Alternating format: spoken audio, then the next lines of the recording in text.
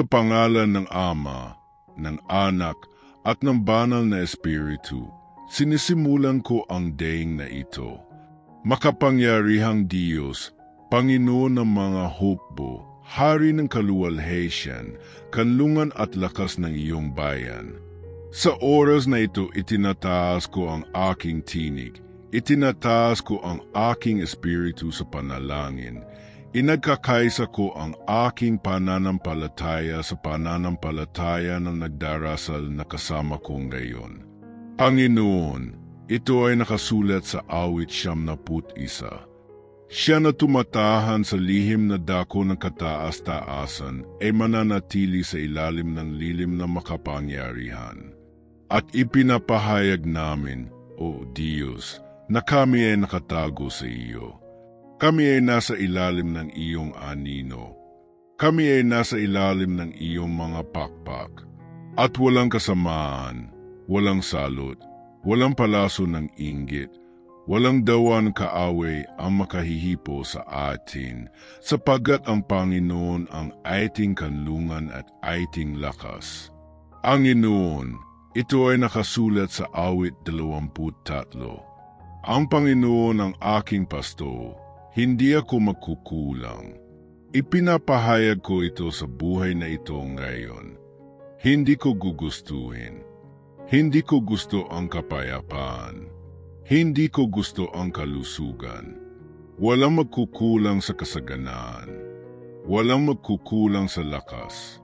Walang pagkukulang sa pagpapalaya. Dahil ikaw ang pastol na nagmamalasakit, ikaw ang pastol na gumagabay, ikaw ang pastol na nagtatanggol. At ito ay nakasulat din sa awit 121. Itiningin ko ang aking mga mata sa mga buro, saan nanggagaling ang aking tulong. Ang aking tulong ay nagmumula sa Panginoon, ang may lalang ng langit at lupa. Ang tulong natin ay hindi nagmumula sa mga tao, hindi nagmumula sa maling pagkakaibigan, hindi nagmumula sa yamang tao, hindi nagmumula sa kung ano ang iniaalok ng mundo. Ang ating tulong ay mula sa Panginoon. Ang aming tulong ay mula sa lumikha. At dahil sa iyo nagmumula ang aming tulong, naniniwala kami na walang kaaway ang makakasira sa amin.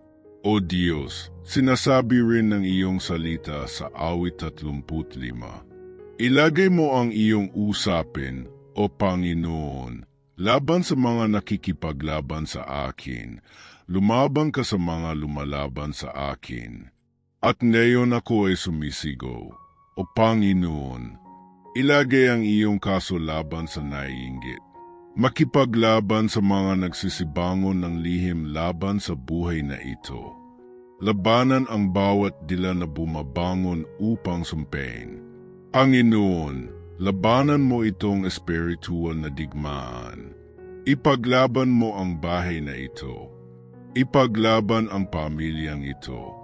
Ipinapahayag ko na ang bawat palaso ng inggit, bawat gawain ng pangkukulam, bawat namamanang sumpa, bawat salungat na salita na ibinato laban sa taong ito ay nahuhulog ngayon sa lupa sa pamamagitan ng kapangyarihan ng dugo ni Jesus. Ito ay nakasulat sa awit 140. Iligtas mo ako, O Panginoon, sama-sama.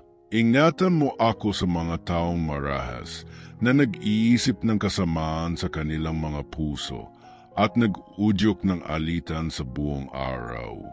Panginoon, iligtas ang iyong bayan ngayon. Iligtas mo sila sa disgis na inggit na ito. Iligtas mo sila sa taksil na pagkakaibigang ito. Iligtas sila mula sa nakatagong gawaing ito na darating upang sirain. Alleluia! Luwalhati sa Diyos. Naniniwala kami, Panginoon, na ang iyong apoy ay tumutupok sa bawat masamang gawain. Naniniwala kami na ang iyong kapangyarihan ay nagpapawalang bisa sa bawat silo. Naniniwala kami na ang iyong banal na espiritu ay nagdadala ng kaligtasan ngayon. Sumisigaw ako, Panginoon, sigaw ko na malakas. Magtayo ng mga pader ng apoy sa paligid ng bahay na ito. Bumuo ng mga pader ng apoy sa paligid ng pamilyang ito. Bumuo ng mga pader ng apoy sa paligid ng buhay na ito na nananalangin kasama ko ngayon. At naway walang maapoy na palaso na masama, walang palaso ng inggit, walang salot na makapasok, sapagkat ang buhay na ito ay natatakan ng dugo ng kordero. Nagdarasal ako ngayon laban sa espiritu ng inggit. Nagdarasal ako ngayon laban sa dila na sumusugat. Nagdarasal ako ngayon laban sa mga mata na naghahangad ng kasamaan. Panginoon, gawing biyaya ang mga sumpa. Gawing karangalan ang kawalan ng katarungan. Gawing pagpapalaya ang pag-usig. Tulad ng ginawa ng Panginoon kay Joseph sa Ehipto, na kinainggitan ng kanyang mga kapatid ngunit dinakila ng Panginoon. Ipinahahayag ko na ang buhay na ito ay dadakilin din sa gitna ng pag-usig. Kung paanong pinrotektahan ng Panginoon si David, inusig ni Saul ngunit itinaas bilang hari. Ipinapahayag ko na ang buhay na ito ay poprotektahan din at itataas sa tagumpay. Luwalhati sa iyong pangalan, Panginoon. Alleluia, Jesus. Ang Panginoon ang ating lakas. Ang Panginoon ang ating kalasag. Ang Panginoon ang ating depensa. At naniniwala ako, Panginoon, na kahit dito ay nagsimula ka ng kumilos. Ngunit ang panalangin ito ay hindi pa tapos. Ang sigaw na ito ay magpapatuloy ng mas malakas.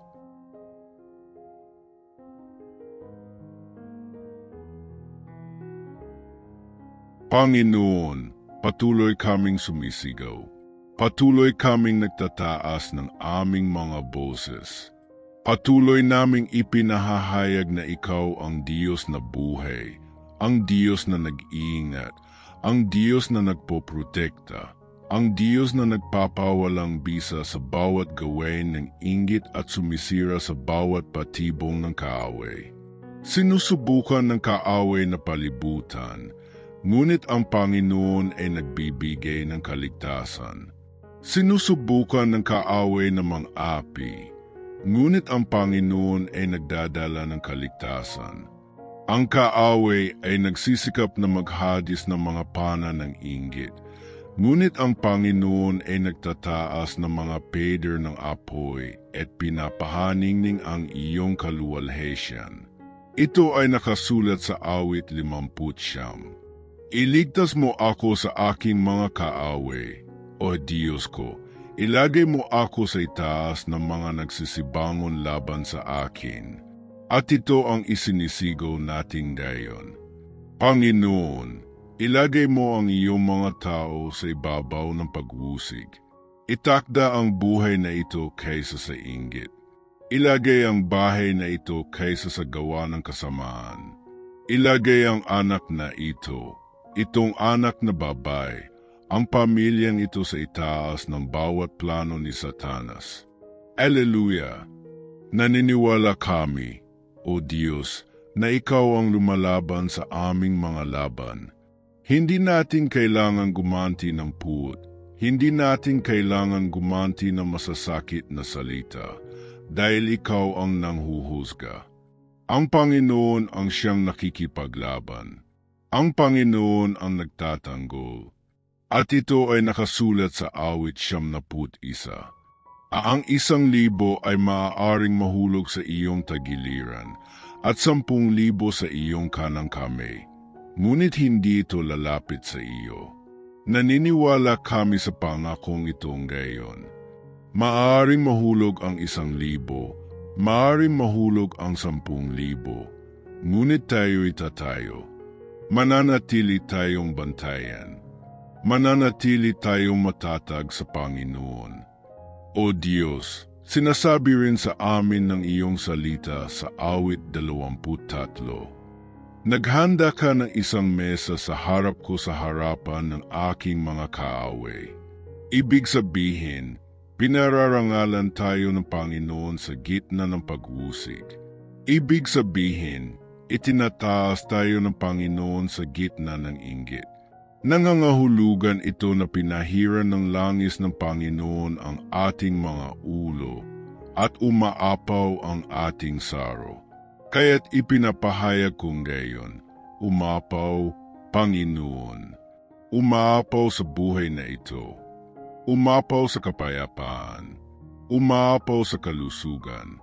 Umapaw sa kasaganaan. Umapaw sa spiritual na pagpapanibago. Umaapaw na may protection mula sa taas. Alleluia! Luwalhati sa Diyos.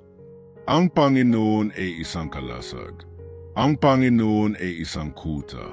Ang Panginoon ay isang pader ng apoy sa paligid ng kanyang mga tao. At ngayon, Panginoon, sa pananampalataya, nagsasadawa kami ng isang makahulang dawain. Inaanyayahan ko kayong nagdarasal na kasama ko ngayon na kumuha ng isang basong tubig. Isang basong tubig lang. Ngunit sa sandaling ito, sa panalangin, itinatalaga natin ang tubig na ito sa Panginoon. Ama, sa pangalan ni Jesus, inihahandog ko ang basong ito ng tubig sa iyo.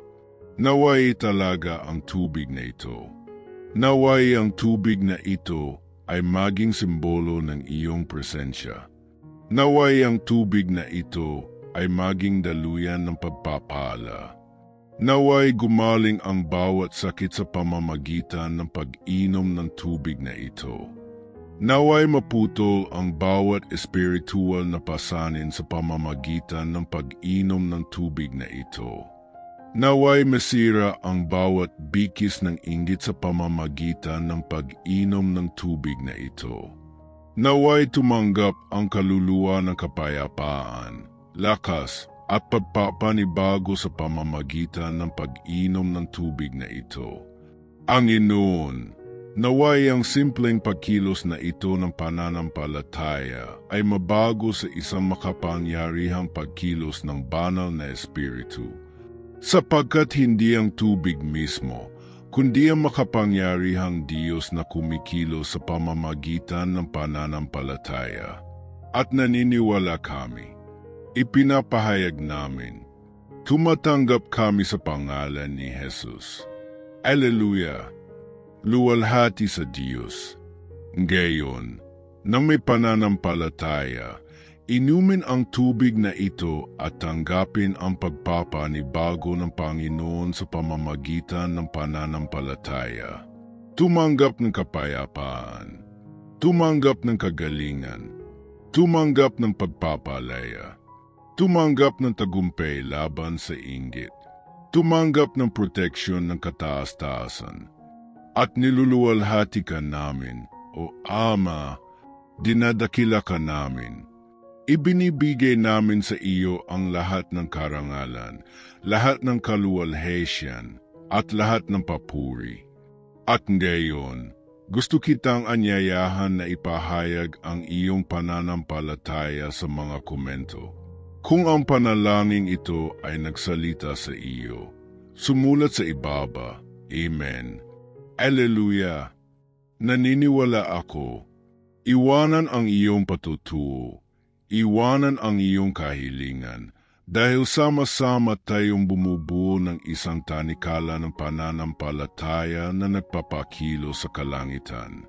At gusto rin kitang anyayahan, kung hindi ka pa nakasubscribe sa channel na ito, mag-subscribe na.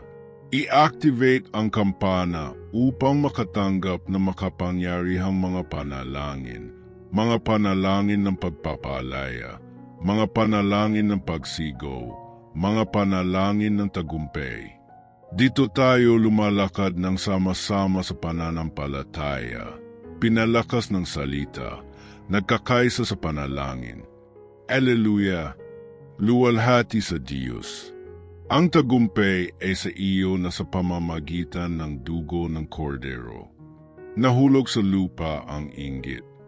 Ang proteksyon ng Panginoon ay nasa iyong buhay at sa iyong tahanan. At kami ay nananalangin, naniniwala, at nagpapahayag ng lahat ng ito sa pangalan ng Ama, ng Anak, at ng Espiritu Santo, sa pangalan ni Jesucristo. At sasabihin ng lahat kasama ko, Amen. Alleluia. Luwalhati sa Diyos. Sa pangalan ng Ama, ng Anak, at ng Banal na Espiritu, sinisimulan ko ang daing na ito. Makapangyarihang Diyos, Panginoon ng mga hukbo, Hari ng kaluwalhatian, kanlungan at lakas ng iyong bayan. Sa oras na ito, itinataas ko ang aking tinig, itinataas ko ang aking espiritu sa panalangin, inagkakaisa ko ang aking pananampalataya sa pananampalataya ng nagdarasal na kasama ko ngayon. Panginoon, ito ay nakasulat sa awit 71. Siya na tumatahan sa lihim na dako ng kataas-taasan ay mananatili sa ilalim ng lilim na makapangyarihan. At ipinapahayag namin, O Diyos, na kami ay nakatago sa iyo. Kami ay nasa ilalim ng iyong anino. Kami ay nasa ilalim ng iyong mga pakpak. At walang kasamaan, walang salot, walang palaso ng inggit, walang dawan kaaway ang makahihipo sa atin, sapagkat ang Panginoon ang ating kanlungan at ating lakas. Panginoon, ito ay nakasulat sa awit 23. Ang Panginoon ang aking pasto, hindi ako magkukulang. Ipinapahayag ko ito sa buhay na ito ngayon. Hindi ko gugustuhin. Hindi ko gusto ang kapayapaan. Hindi ko gusto ang kalusugan. Walang magkukulang sa kasaganaan. Walang magkukulang sa lakas. Walang pagkukulang sa pagpapalaya. Dahil ikaw ang pastol na nagmamalasakit, ikaw ang pastol na gumagabay, ikaw ang pastol na nagtatanggol. At ito ay nakasulat din sa awit 121. Itiningin ko ang aking mga mata sa mga buro, saan nanggagaling ang aking tulong. Ang aking tulong ay nagmumula sa Panginoon, ang may lalang ng langit at lupa. Ang tulong natin ay hindi nagmumula sa mga tao, hindi nagmumula sa maling pagkakaibigan, hindi nagmumula sa yamang tao, hindi nagmumula sa kung ano ang iniaalok ng mundo. Ang ating tulong ay mula sa Panginoon. Ang aming tulong ay mula sa lumikha. At dahil sa iyo nagmumula ang aming tulong, naniniwala kami na walang kaaway ang makakasira sa amin. O Diyos, sinasabi rin ng iyong salita sa awit 35. Ilagay mo ang iyong usapin, O Panginoon, laban sa mga nakikipaglaban sa akin. Lumabang ka sa mga lumalaban sa akin. At ngayon ako ay sumisigaw, O Panginoon, ilagay ang iyong kaso laban sa naiinggit. Makipaglaban sa mga nagsisibangon ng lihim laban sa buhay na ito. Labanan ang bawat dila na bumabangon upang sumpein. Panginoon, labanan mo itong espiritual na digmaan. Ipaglaban mo ang bahay na ito. Ipaglaban ang pamilyang ito. Ipinapahayag ko na ang bawat palaso ng inggit, bawat gawain ng pangkukulam, bawat namamanang sumpa, bawat salungat na salita na ibinato laban sa taong ito ay nahuhulog ngayon sa lupa sa pamamagitan ng kapangyarihan ng dugo ni Jesus. Ito ay nakasulat sa awit 140. Iligtas mo ako, O Panginoon, sa masama. Ingatan mo ako sa mga taong marahas na nag-iisip ng kasamaan sa kanilang mga puso at nag-udyok ng alitan sa buong araw. Panginoon, iligtas ang iyong bayan ngayon. Iligtas mo sila sa disgis na inggit na ito.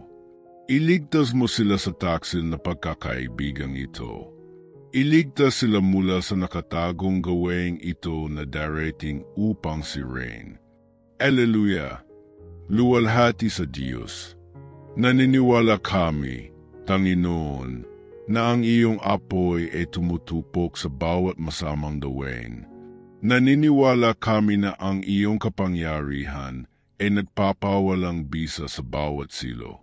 Naniniwala kami na ang iyong banal na espiritu ay nagdadala ng kaligtasan ngayon.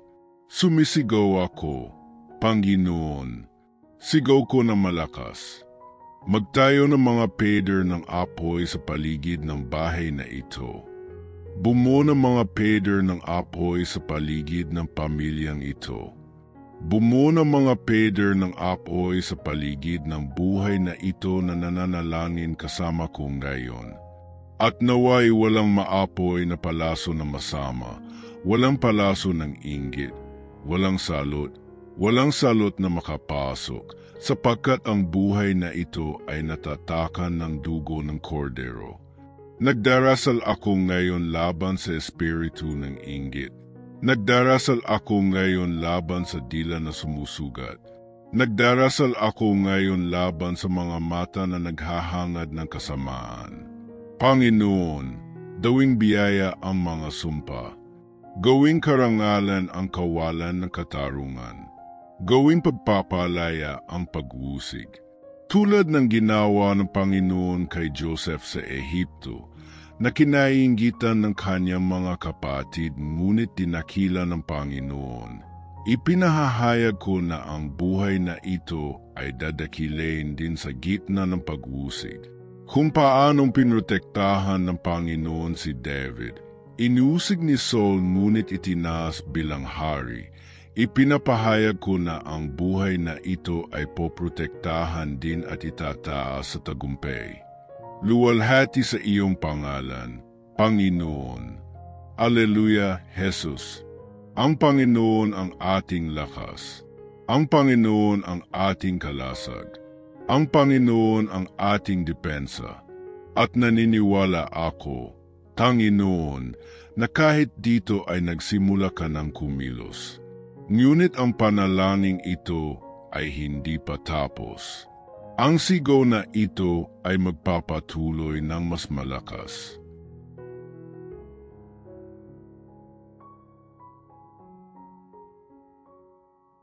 Panginoon, patuloy kaming sumisigaw. Patuloy kaming nagtataas ng aming mga boses. Patuloy naming ipinahahayag na ikaw ang Diyos na buhay, ang Diyos na nag-iingat, ang Diyos na nagpoprotekta, ang Diyos na nagpapawalang bisa sa bawat gawain ng inggit at sumisira sa bawat patibong ng kaaway.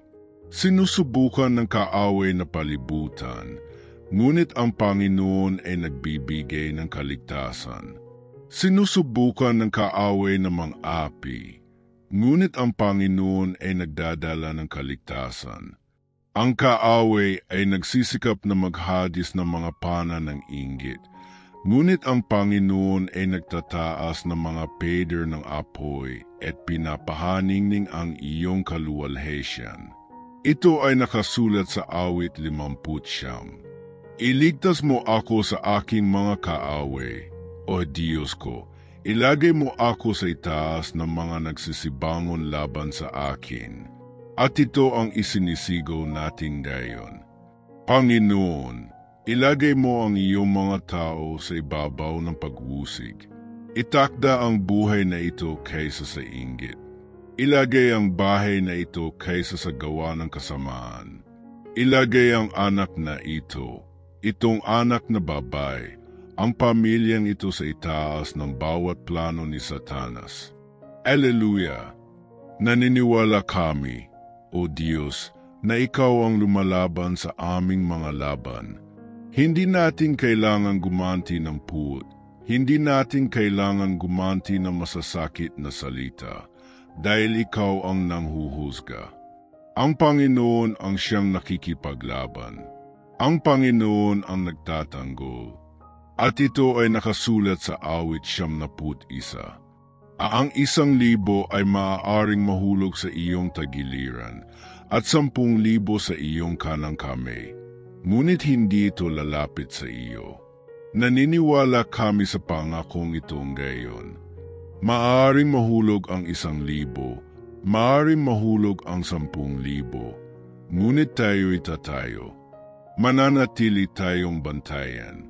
Mananatili tayong matatag sa Panginoon. O Diyos, sinasabi rin sa amin ng iyong salita sa awit 23. Naghanda ka ng isang mesa sa harap ko sa harapan ng aking mga kaaway. Ibig sabihin, pinararangalan tayo ng Panginoon sa gitna ng pag-usig. Ibig sabihin, itinataas tayo ng Panginoon sa gitna ng inggit. Nangangahulugan ito na pinahiran ng langis ng Panginoon ang ating mga ulo at umaapaw ang ating saro. Kaya't ipinapahayag kong gayon, umapaw, Panginoon. Umapaw sa buhay na ito. Umapaw sa kapayapaan. Umapaw sa kalusugan. Umapaw sa kasaganaan. Umapaw sa spiritual na pagpapanibago. Umaapaw na may protection mula sa taas. Alleluia! Luwalhati sa Diyos. Ang Panginoon ay isang kalasag. Ang Panginoon ay isang kuta. Ang Panginoon ay isang pader ng apoy sa paligid ng kanyang mga tao. At ngayon, Panginoon, sa pananampalataya, nagsasadawa kami ng isang makahulang dawain. Inaanyayahan ko kayong nagdarasal na kasama ko ngayon na kumuha ng isang basong tubig. Isang basong tubig lang. Ngunit sa sandaling ito, sa panalangin, itinatalaga natin ang tubig na ito sa Panginoon. Ama, sa pangalan ni Jesus, inihahandog ko ang basong ito ng tubig sa iyo. Naway talaga ang tubig na ito. Naway ang tubig na ito ay maging simbolo ng iyong presensya. Naway ang tubig na ito ay maging daluyan ng pagpapala. Naway gumaling ang bawat sakit sa pamamagitan ng pag-inom ng tubig na ito. Naway maputol ang bawat espiritual na pasanin sa pamamagitan ng pag-inom ng tubig na ito. Naway masira ang bawat bikis ng inggit sa pamamagitan ng pag-inom ng tubig na ito. Naway tumanggap ang kaluluwa ng kapayapaan, lakas, at pagpapanibago sa pamamagitan ng pag-inom ng tubig na ito.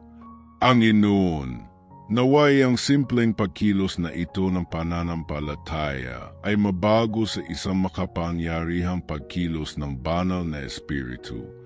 Sapagkat hindi ang tubig mismo, kundi ang makapangyarihang Diyos na kumikilos sa pamamagitan ng pananampalataya. At naniniwala kami. Ipinapahayag namin, tumatanggap kami sa pangalan ni Jesus. Alleluia! Luwalhati sa Diyos.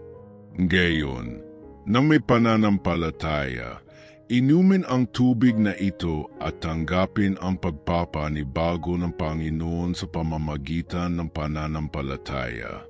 Tumanggap ng kapayapaan. Tumanggap ng kagalingan. Tumanggap ng pagpapalaya. Tumanggap ng tagumpay laban sa inggit. Tumanggap ng proteksyon ng kataas-taasan. At niluluwalhati ka namin, O Ama, dinadakila ka namin. Ibinibigay namin sa iyo ang lahat ng karangalan, lahat ng kaluwalhatian, at lahat ng papuri. At ngayon, gusto kitang anyayahan na ipahayag ang iyong pananampalataya sa mga komento. Kung ang panalangin ito ay nagsalita sa iyo, sumulat sa ibaba. Amen. Alleluia. Naniniwala ako. Iwanan ang iyong patutuo. Iwanan ang iyong kahilingan. Dahil sama-sama tayong bumubuo ng isang tanikala ng pananampalataya na nagpapakilo sa kalangitan. At gusto rin kitang anyayahan, Kung hindi ka pa nakasubscribe sa channel na ito, mag-subscribe na. I-activate ang kampana upang makatanggap ng makapangyarihang mga panalangin ng pagpapalaya, mga panalangin ng pagsigaw, mga panalangin ng tagumpay. Dito tayo lumalakad ng sama-sama sa pananampalataya, pinalakas ng salita, nagkakaisa sa panalangin. Alleluia! Luwalhati sa Diyos. Ang tagumpay ay sa iyo na sa pamamagitan ng dugo ng kordero. Nahulog sa lupa ang inggit. Ang proteksyon ng Panginoon ay nasa iyong buhay at sa iyong tahanan. At kami ay nananalangin, naniniwala, at nagpapahayag ng lahat ng ito sa pangalan ng Ama, ng Anak, at ng Espiritu Santo, sa pangalan ni Jesucristo. At sasabihin ng lahat kasama ko, Amen. Alleluia! Luwalhati sa Diyos.